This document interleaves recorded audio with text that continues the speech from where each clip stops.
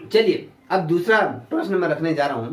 मुझे ये बताइए कि स्तर चित्रण, स्तर स्तर ठीक है, फिर से कह रहा हूं, स्तर चित्रण प्रमुख रूप से देखने को मिलता है कहाँ पर हमें देखने को मिलता है? आपकी बंगाल शैली में देखने को मिलता है, या मुगल शैली में मिलता है, या पाश्चात्य शैली में मिलता है, या जनता की शैली में? हम कहते हैं स्तर।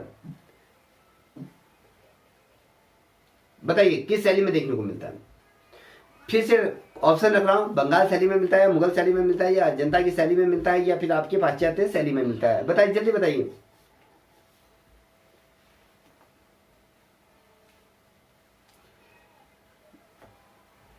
अरे जल्दी बताओ, आवाज आ रही मेरी आप तक? मुगल मुगल मुगल शैली में नहीं मिलता बेटा, याद रखो। ये पाश्चात्य शैली में आपको स्तर चित्रण प्रमुख रूप से हमें देखने को मिलता है। जब हम स्तर चित्रण की बात करते हैं तो यहाँ पर मुख्य रूप से आप देखिए कि जो पाश्चात्य शैली है, पाश्चात्य शैली को हमें देखने में मिलता है, क्या है? स्तर चित्रण हमें पाश्चात्य शैली में देखने को मिलता है। और मुगल शैली की अगर बात है, मुगल शैली का जो दक्षिणी एशियाई जो शैली के रूप में हम जिसे पर्शियन शैली के मिश्रण से ये हमें देखने को मिलता है, उसका मिश्रण इसे कहा जाता है। और मुगल शैली जिसे हम भारतीय शैली, जैसे हिंदू शैली और जैन शैली, अगर कहें बौद्ध शैली के रूप में भी हम कहीं ना कहीं ये प्रभावित रही है। और स्तर चित्रण जो प्रमुख रूप से जो फला फूला, तो वो आपके मुगल काल में ही स्तर चित्रण क्या हुआ? फला फूला। और बेसिकली अगर हम इसकी मिली जुली दोनों अगर देखें तो ये इसका जो रूप देखने को मिलता है वो आपके पाश्चात्य शैली में मिलता है। और पाश्चात्य शैली की अगर हम बात करें, मुगल शैली का जो दक्षिणी एशियाई शैली के रूप में, अगर साथ ही अगर हम पाश्चात्य शैली का मिश्रण हमें इसमें देखने को मिलता है। और जिसे हम किस नाम से हिंदू शैली के रूप से जानते हैं, जैन शैली के रूप में जानते हैं, और बौद्ध शैली के रूप में जानते हैं, कहीं ना कहीं ये चीज इससे प्रभावित रही। और जो ये फली फूली आपकी मुगल शैली में ये फली फूली। ठीक है, इतना समझ में आ गया होगा? जी सर। आप बहुत ज्यादा महत्वपूर्ण प्रश्न है, मैं कई दफे इस चीज को कहते हुए आया हूं। आप पूछे मुगल काल का स्वर्ण काल किसे कहा जाता है? मुगल काल का स्वर्ण काल के रूप में किसे संज्ञा दी जाती है? बताइए। जहांगीर को सर। मुगल काल का। बताइए किसको कहा जाता है? सर जहांगीर को। अकबर को। सुनो, ऑप्शन रख रहा हूं, जिन्होंने बता दिया ठीक है। मैं कह रहा हूं कि मुगल काल का स्वर्ण काल किसे कहा जाता है? अकबर का शासन काल था, अकबर के समय का था, या जहांगीर का समय था, या बाबर का समय था, या शाहजहां का समय? कौन सा था बताइए? जहांगीर का समय। हैं? जहांगीर का समय सर स्वर्ण काल था। जहांगीर का। जी। और आरती आप बताओ। मेरा मुगल काल। मैं यही पूछता हूँ बेटा, मुगल काल का स्वर्ण काल किसे कहते हैं? मुगल काल, हाँ। अब मुगल काल कौन? मैं कह रहा हूँ कि मुगल काल का स्वर्ण काल अकबर अकबर अकबर अकबर। सुरेंद्र आप बताइए जल्दी। बाबर। बाबर, कोई बाबर कह रहा है, कोई अकबर कह रहा है। ठीक है, ये आप जितने भी लोग यहाँ पर अभी आप प्रत्यक्ष तौर पे मौजूद हैं, वो सारे लोग गलत हैं। कई दफे ये चर्चा कर चुका हूं, इस चीज को समझो ना। मैं कहना क्या चाह रहा हूं कि मुगल काल का स्वर्ण काल किसे कहा गया? अब मुगल काल का स्वर्ण काल हम बात करते हैं तो मुगल काल का स्वर्ण काल की जो संज्ञा दी गई है वो शाहजहां के समय को कहा गया। शाहजहां का जो समय था वो आपके क्या मुगल काल का स्वर्ण काल गया। स्वर्ण काल क्यों कहा गया? तो इसके समय में जो स्थापत्य कला जो अपने चरम सीमा में पहुंची, जिस प्रकार से चित्रकलाओं का जो आयाम चारों दिशाओं में फैला, तो इसके समय में जो बेहतरीन आर्ट वर्क रहा, तो वो शायद ही किसी अन्य जो शासक था उसके समय में। आपको एक चीज और स्मरण कर दूं, मैंने कहा कि भैया जैसे 6 शासक मुगल काल के जो 6 जो राजाएं रहे, 6 राजाओं में हमने कहा कि जो बाबर था, बाबर का तो पूरा जीवन, बाबर तो एक कुशल चित्रकार तो था, एक बहुत बड़ा पारखी चित्रकार था, मगर वो उतना अपने जीवन में कला के क्षेत्र में उतना उन्नति नहीं कर पाया, क्योंकि उसने उसका जो समय पूरा जो जीवन जो उसका अल्प जीवन रहा, तो उसका जो अल्प जीवन रहा वो आपके क्या किस में रहा? आपके युद्ध में ही उसका पूरा जीवन रहा। और साथ ही हुमायूं की बात करते, हुमायूं था कुशल शासक था, इसके समय में चित्रकारी तो हुई और उतना भी नहीं हुआ जितना हम सोच रहे थे कि इसके समय में। तो 3 कलाकार रहते हैं, 3 शासक रहते हैं आपके, अकबर रहता है, जहांगीर रहता है और शाहजहां रहता है। और शाहजहां का जो पुत्र था औरंगजेब के समय में क्या हुआ? पतन के शिखर की तरफ ये बढ़नी शुरू हुई, क्योंकि ऑब्वियसली आपको पता है कि जो जहांगीर था वो एक तो बहुत बड़ा संगीतज्ञ, ये कहें संगीत का एक प्रखंड विद्वान के रूप में, साहित्यकार के तौर पर विद्वान अलग अलग था, कहीं ना कहीं इसको रुचि थी। इसके पुत्र को भी क्या थे, जागीर का जो पुत्र था नादार करके कुछ था, तो उसको भी चित्रकला के उसमें बहुत ज्यादा रुचि थी, तो उसने भी अपने पुत्र के जो चित्रकलाओं को क्या कर दिया थे, तो कारावास में उसको डाल दिया था। तो आपको पता है कि जो हुमायूं था, हुमायूं ने स्पष्ट तौर पे ये जो औरंगजेब था, औरंगजेब ये खिलाफ मानता था, कुरान के खिलाफ मानता था, जो उसके कुरान के ये विरुद्ध आर्ट को मानता था।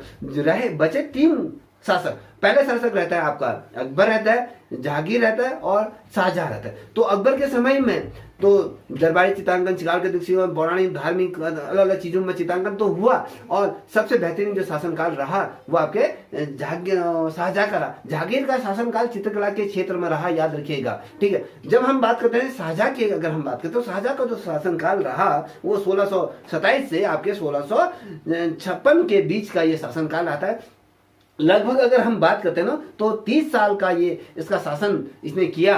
कितने, कभी क्वेश्चन बनता है कि शाहजहां ने कितने वर्ष से शासन किया था, 28, 30, 32, इनमें से कोई नहीं। तो आपको जब आपने पढ़ा होगा तो वहां पर आप क्या करो, 30 साल का शासनकाल इसके द्वारा किया गया। और इसके शासन, इसका अगर मैं कहूँ तो इसके समय में जो मुगल इतिहास की अगर हम बात करते हैं, अगर आप पढ़ोगे तो इसका विशेष महत्व हमें देखने को मिलता है। किसके शासनकाल में, शाहजहां के शासनकाल को विशेष महत्व के रूप में हम जानते हैं। बहुत ज्यादा महत्वपूर्ण यह है। और इसके समय में जिस प्रकार से जो मुगल काल अपने चरम पर गया या उसके अपने शिखर पर पहुंचने का जो कार्य किया वो इसी के समय में। और जो राज्य की अगर बात करते हैं, इसका साम्राज्य में जिस प्रकार से विशालता रही, दृढ़ता रही, आर्थिक संपन्नता रही, और जिस प्रकार से संस्कृत के तौर में वैभवता देखने को मिली, जिस प्रकार से ये इसके शासनकाल में अगर हम बात करें, जो इतिहासकार रहे हैं, जो ये अगर मैं कहूँ जो विद्वान रहे हैं, जो विद्वानों ने जिस प्रकार से अपनी थ्योरी दी है, जो इतिहासकार ने अगर हम बात करें तो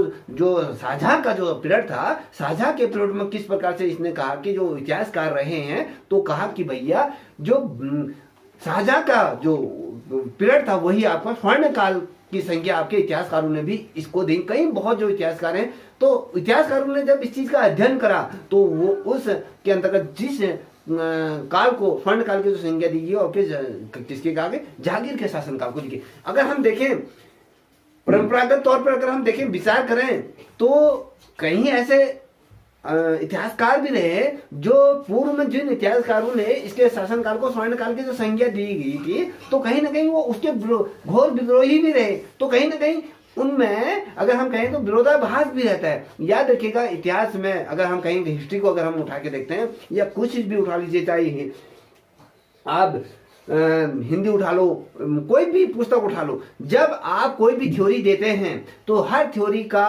क्या करता है, अलग जो नई थ्योरी जो गढ़ता है तो वो अगले थ्योरी का क्या करता है, विरोध करता है। उसके द्वारा जो थ्योरी दी गई है वो हमेशा गलत है, क्योंकि वो अपनी थ्योरी जनमानस के सामने रखना चाहता है कि ये मेरे द्वारा जो थ्योरी दी गई है वही सत्य है। मगर हर लोग अपनी थ्योरी दे। अब मैं जैसे कक्षा में मैं बात करता हूँ, जैसे आपको अरिस्टो हो गया, गांधी जी हो गया, रविंद्रनाथ टैगोर हो गया, या प्लेटो हो गया, या अरिस्टो की बात करूँ, या अरिस्टो, जो भी हैं अलग अलग जो विद्वान रहे हैं आर्ट के क्षेत्र में, जिन्होंने आर्ट की परिभाषा गढ़ी है। तो मैं बच्चों से कहता हूं कि उस व्यक्ति द्वारा, अगर हम प्लेटो की बात करते हैं, अरिस्टो की बात करते हैं, तो उन्होंने उस समय जो चीज देखा होगा उसके आधार पर आर्ट को क्या करें, या अगर कला की परिभाषा को गढ़ा होगा।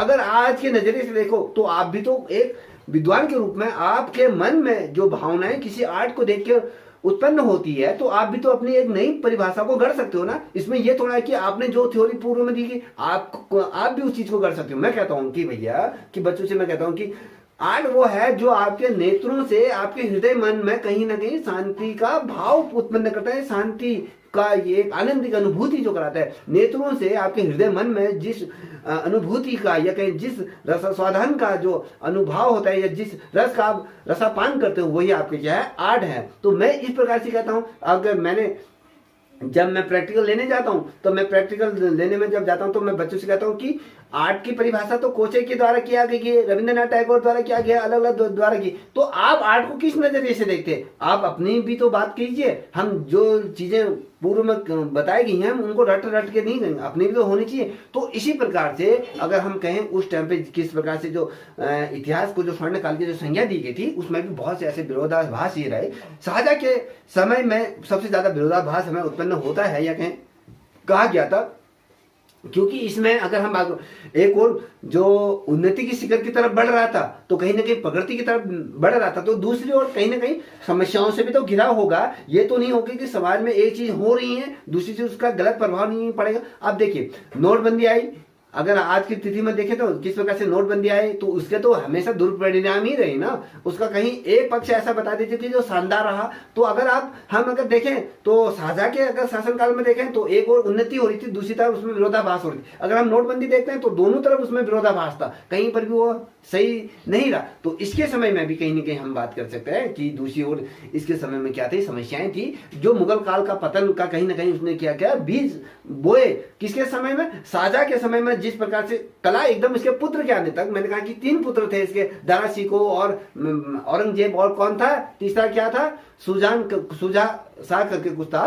तो जो ये 3 पुत्र थे तो क्यों पतन की तरफ बढ़ा? अगर शानदार तरीके से इसका शासनकाल अगर स्वर्ण काल की संज्ञा दी तो उसका पुत्र को भी उसके गुण आने चाहिए थे ना। बेशक वो बहुत ज्यादा एक अच्छा सम्राट के रूप में उभरा, या कहीं वो बहुत ज्यादा चतुर था, उनको बहुत ढेर सारी भाषाओं का ज्ञान था। तो कहीं ना कहीं जब उसने जो इतिहासकार मानते हैं कि भैया इसका तो अगर हम दूसरा पक्ष दे, एक पक्ष तो उन्नति की तरफ बढ़ रहा है, दूसरा पक्ष अगर देखें तो कहीं ना कहीं मुगल काल को वो अंदर अंदर खोखला करते हुए जा रहा था। कहीं ना कहीं उसने पतन के बीज कहीं ना कहीं बो दिए थे। तो कहीं ना कहीं अलग अलग चीजें हमें देखने को मिल जाती। तो ओवरऑल अगर हम देखें ऊपर देखें अगर, तो आपका जामा मस्जिद हो गया, लाल किला हो गया, ताजमहल हो गया, जो तमाम चीजें बनाई गई हैं, ठीक है, वो शानदार रहे, कला के क्षेत्र में उन्नति रही। तो कहीं ना कहीं स्वर्ण काल की संज्ञा इसको दी गई। इतना सभी लोग समझ गए होंगे?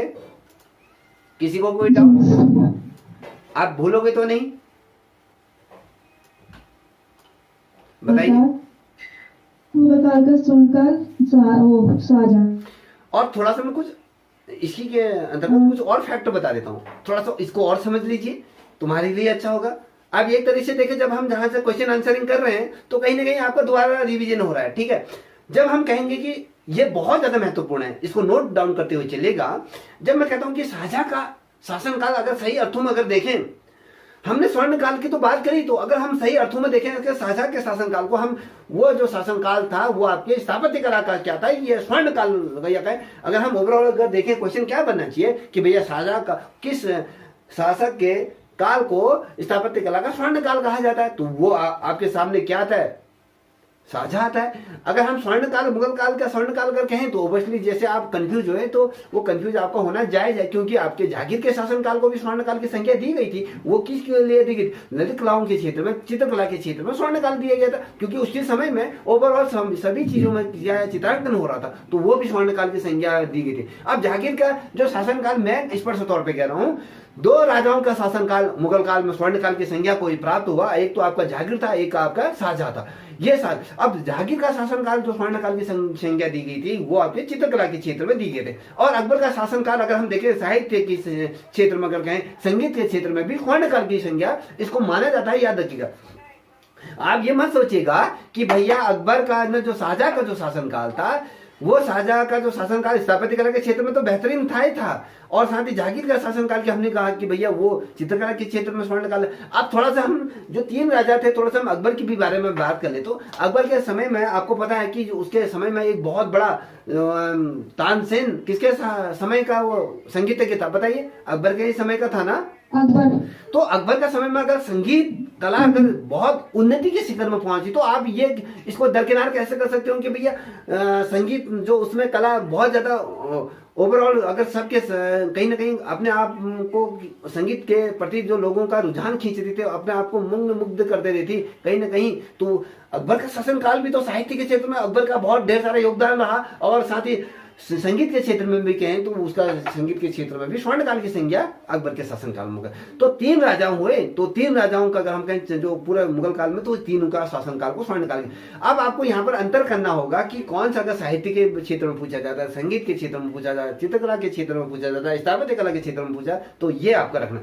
जबकि हम आप सभी को ये पता है कि जो अकबर था वो स्वयं क्या था, बहुत ही ज्यादा चित्रकला के रूप में वो चित्रकला बहुत ज्यादा सीखा हुआ व्यक्ति था। वो बहुत उसके अंदर चित्रकला के पारखी के रूप में माना जाता है। और इसके शासनकाल में जिस प्रकार से उच्च कोटि के चित्रकार, विश्व के प्रसिद्ध चित्रकार को इसके दरबार में इकट्ठा कर दिया था, उसमें से आपको पता है कि 16 अगर हम चित्रकारों की बात करते हैं तो उसमें तो 14 चित्रकार तो आपके कौन से 17 चित्रकार थे, 14 तो आपके हिंदू थे, 3 आपके जो थे मुस्लिम चित्रकार थे। तो मुगल दरबार में जिस प्रकार से इसके शासनकाल में जो दरबारी चित्रांकन हुआ था, तो कहीं ना कहीं वहीं से प्रोत्साहन हमें देखने को मिलता है चित्रकला के क्षेत्र में, जो आगे जाकर जहांगीर के शासनकाल को चित्रकला का स्वर्ण काल की संज्ञा ये दे गया। ठीक, कोई डाउट? नहीं सर। अब तो क्लियर हो गया होगा। जी सर। जी सर। हाँ, मेरा भी। चलिए अब मुझे इसको और बता दीजिए, क्या कहते हैं, चित्रकला का में जो चित्रकला को सर्वाधिक रूप में प्रोत्साहन किस व्यक्ति द्वारा दिया गया, अकबर, जहांगीर, औरंगजेब या फिर शाहजहां द्वारा? जहांगीर द्वारा। जहांगीर। तो जी सर। ममता जी? जी अकबर द्वारा। अकबर? ये हाथ मैंने ऊपर कर लिया, देख रहे हो, मार खाओगी। कौन था जो चित्रकला को सबसे ज्यादा प्रोत्साहन जिसके समय में मिले? आप तो अगर हम देखें चित्रकला, जहांगीर था, जहांगीर था ना। अब थोड़ा सा एक चीज और बताता हूं मैं आपको, तो इसमें थोड़ा सा एक चीज और ट्विस्ट इसमें है। प्रोत्साहन की अगर बात करें तो कहीं ना कहीं अगर मैं कहूं कि 50% में आपके पक्ष में हूं। क्योंकि प्रोत्साहन तो अकबर के समय में चित्रकला को बढ़ाया गया ना, आगे पहुंचाया गया, तभी से जाके तो जहांगीर के समय में वो फली फूली ना। हाँ या ना? देखिए क्वेश्चन अगर पूछा जाता है, अगर वहां पर देखिए कि मुगल काल में चित्रकला किसके समय में फली या प्रोत्साहित हुई, तो क्वेश्चन ऐसा भी बनेगा। तो वहां पर अगर अकबर दिया रहेगा, जहांगीर दिया नहीं, अकबर दिया रहेगा, शाहजहां दिया रहेगा, हुमायूं दिया होगा, इनमें से कोई नहीं, तो आप उसमें अकबर की तरफ जाओगे। जहां पर अकबर नहीं दिया होगा तो आप जहांगीर की तरफ जाओगे। जहां पर दोनों दिया होगा तो वहां पर थोड़ा सा आप कंफ्यूज हो जाओगे। मेरे मायने से अगर मैं कहूं तो वहां पर उस प्रश्न को आप गिव अप करके आना। तो वहां पर आपने जहांगीर लगाया है या जो आयोग ने जो पेपर सेट किया है, जो उसके एक्सपर्ट हैं, वो किस प्रश्न को सही मानते हैं, वो उन पे डिपेंड करता है। ठीक है, याद रखिएगा। तो ओवरऑल मैं थोड़ा सा वो विस्तार से समझाता हूँ। वैसे जो प्रोत्साहन जो मिला वो अकबर और जहांगीर के दोनों के समय में मिला। अगर दोनों तरीके से आते हैं तो दोनों दिया जाता है, तो दोनों लिख दीजिए। तो मुझे थोड़ा सा प्रोत्साहन अकबर के समय से लेकर जहांगीर के समय के बारे में, थोड़ा सा मुगल काल में चित्रकला को किस प्रकार से प्रोत्साहन मिला, बाबर के समय से औरंगजेब के समय तक का इतिहास थोड़ा बताओ तो। जल्दी बताओ बेटा।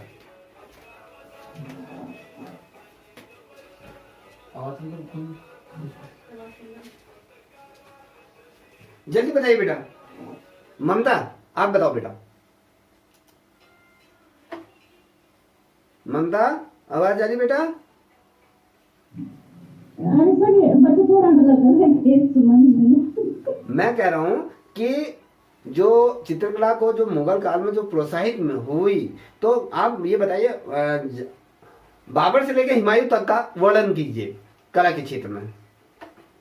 चलिए, बच्चे परेशान कर रहे हैं। बाबर, हाँ चलिए बताइए। पहले बाबर आया, फिर अकबर, फिर जहांगीर। चलिए बताओ। चलो बेटा आरती आप बताओ। अब आपसे तो इतना उम्मीद कर सकता हूँ कि आपको तो मैं ये दोबारा ये पढ़ा चुका हूँ, ये कहीं रिवीजन हो चुका है। चलिए आंसर सही होना चाहिए आपका, सही तरीके से मैं संतुष्ट होना चाहिए। सर जो बाबर था, बाबर जो अपने साथ 2 चित्रकार लाया था, वो उसका महत्वपूर्ण योगदान रहा भारत में जब चित्रकला की शुरुआत हुई। और जो बाबर था वो खुद मतलब खुद अगर चित्रकार ना होगे, पर उसने खुद की अपनी एक आत्मकथा रखी। बोलते रहिए, रुकिए मत। के लिए एक महत्वपूर्ण वो करती है। ठीक है, तो बाबर के बाद, हाँ, बाबर के साथ जो 2 कलाकार आए थे, मीर सैयद अली और अब्दुल समद सिराज। बाद जब हुमायूं का काल आया तो उस समय भी इन चित्रकारों ने अपना काम किया। तो हुमायूं भी कला को कहीं ना कहीं प्रेरित था, पर वो उसका जो समय काल था वो इतना कम था कि वो उस पर इतना योगदान नहीं दे पाया। पर जब अकबर का समय काल आया तो अकबर के समय काल में जो चित्रकला फूली फली उसको एक प्रसार सा मिल गया। और उसके दरबार में जो चित्रकार थे वो बहुत ही ज्यादा निपुण और कलाकारी में एक दक्ष थे, जिससे कला क्या बढ़ती चली गई। माना जाए तो जहांगीर को एक तरीके से एक बना बनाया, मतलब अकबर के द्वारा एक बना बनाया चित्रकला का एक वो मिल गया, जिससे जहांगीर बचपन से ही क्या था, चित्रकला के प्रति बहुत ज्यादा प्रेरित था। मतलब वो खुद भी चित्रकारी कहीं ना कहीं करता था। वो जैसे चित्रकार वो करते थे तो वो ब्रश उठा लेता था। तो जहांगीर एक कला पारखी भी निकला। तो जहांगीर के समय क्या हुआ, चित्रकला का बहुत ज्यादा काम हुआ। तो मैं सही जा रही थी। जहाँ बिल्कुल सही जा रही, बोलते रहो। उसके बाद जहांगीर के समय में उसका चित्रकला का स्वर्णकाल इसलिए कहा जाता है कि जहांगीर के समय में मुगल काल में कहीं ना कहीं भारतीय तरीके से भी कलाकारी होने लगी थी। मतलब उसमें कहीं ना कहीं वो रूप आ गया था उसके चित्रकारों के द्वारा। और इस पे कहीं ना कहीं क्या बोलते हैं, मतलब चित्रकारी, चाहे वो छवि चित्र हो, चाहे वो प्राकृतिक चित्रण हो, चाहे वो पशु पक्षी चित्रण हो, मानव चित्र हो, बहुत अच्छे तरीके से होने लगा था। उसके बाद जब शाहजहां का काल आया, चित्रकला तो चलती रही, पर शाहजहां ने क्या किया, स्थापत्य चित्रकला पर ज्यादा ध्यान दिया। उसने क्या किया, उस स्थापत्य कला को एक मुगल शैली के तौर पे एक मजबूती दे दी। ठीक है, जो आज भी हम देखते हैं। और उसके बाद जब शाहजहां का समय, शाहजहां भी शायद और ज्यादा कार्य करता, पर जो उस अकबर था जिसके समय पे जो ये पतन हो गया चित्रकला का, तो उसने तो बिल्कुल ही जो चीजें थी वो भी नष्ट कर दी। और जो बची है वो अब गिनी चुनी ही बची है हमारे पास देखने को। चलिए, बिल्कुल सही है। थोड़ा सा मिष्टी, जी सर। चलिए थोड़ा आप बताइए।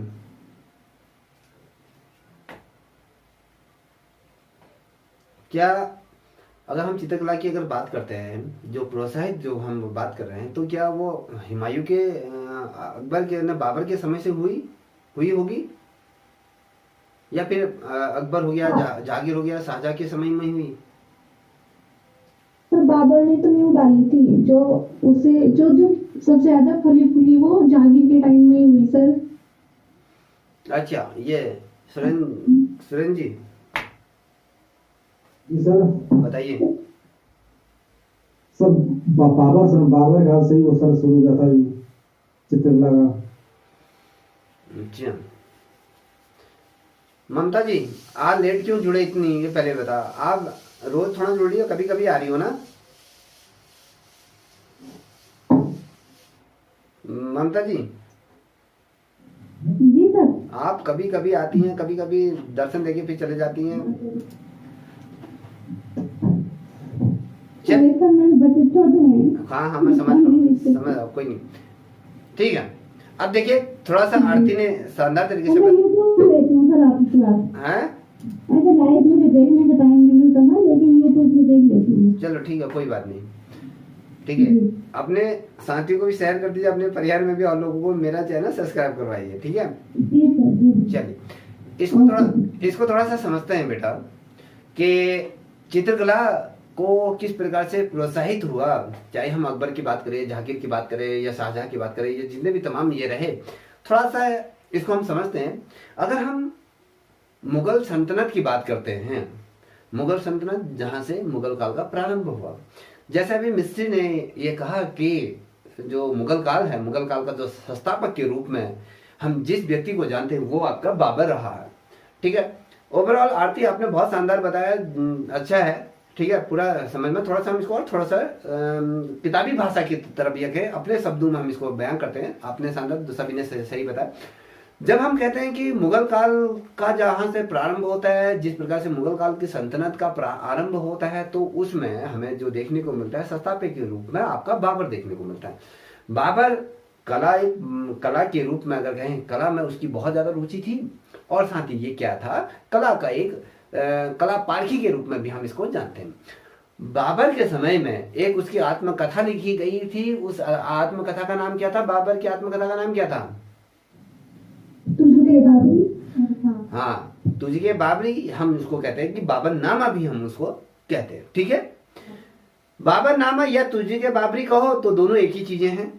तो बाबरनामा की जब हम बात करते हैं तो इसमें अगर हम देखें, बाबरनामा में बगीचे में एक बगीचा है, एक गार्डन है। गार्डन में क्या है, जो बाबर है वो कहीं ना कहीं दावत का लुत्फ उठाते हुए उसका एक बहुत शानदार एक चित्र उकेरा गया है। कभी भी आप नेट में जाओगे तो अगर आप बाबर के चित्र देखोगे तो उसमें फ्रंट में ही अगर आप देखोगे तो कहीं ना कहीं बाबर का वो बाग में बैठा हुआ वो चित्र आपको देखने को मिल जाएगा। जो बाबर का जो आत्मकथा लिखी, जो उसमें जो संस्करण है, इसके तमाम चीजें जो अलग अलग अध्याय हैं, उसमें कहीं ना कहीं बाबर को जो फारसी कला के रूप में जिस एक विशेष महत्व दिया जाता है, और विशेष तो अगर हम देखें तो किस प्रकार से बिहजात को इसने देखा, और बिहजात विशेषकर अगर हम देखें तो आलेखन शैली का ये क्या था, बहुत ही ये पारखी कहे, ये कुशल, ये समीक्षावादी या कहें ये दृष्टिपूर्ण ये व्यक्ति था। और बिहजात के विषय में इसने लिखा है अपने आत्मकथा में। बाबर ने, आपको एक चीज बता देता हूं, बाबर की एक विशेषता बता देता हूं जो मैंने अगर आपको इसमें उस चीज को बताया नहीं था, थोड़ा सा मैं आपको बाबर के बारे में थोड़ा सा बता। बाबर एक बहुत ही शानदार क्या था, एक साहित्यकार था। ये घटनाक्रमों को तत्काल लिखने में विश्वास करता था। ये जब भी किसी घटनाक्रम को लिखता था, जो चीज घटित हो चुकी है उस घटना को कल पे नहीं छोड़ता था, क्योंकि वो ये समझता था कि जो घटनाक्रम जिस समय घटा है उस घटनाक्रम को तभी लिखा जाए तो वो बेहतर है। ये इसके समय में जो घटनाक्रम रहे तो इसने उसी समय उन घटनाक्रमों को लिखना शुरुआत करा, या कहें उसी समय प्रत्यक्ष तौर पर घटना, या जिसे हम कहते हैं ब्रेकिंग न्यूज जो कहते हैं ना, तो उसी समय में जो लाइव घटनाएं घटित होती तो उनका इसने क्या करा, अपनी जो पुस्तक है उसमें लिखा। और इसी पुस्तक में जो बाबरनामा था, बाबरनामा में भी इसने बिहजात के विषय में लिखा है, याद रखिएगा। वो कहता है कि जो बाबर था, जो बाबर ये कहता है कि जो बिहजात जो था, तो इस की अगर हम बात करते हैं तो ये एक बहुत ही ज्यादा क्या था, कुशल चित्रकार के रूप में इसको ये जानता है, और ये बहुत ज्यादा शानदार ये चित्रकार था।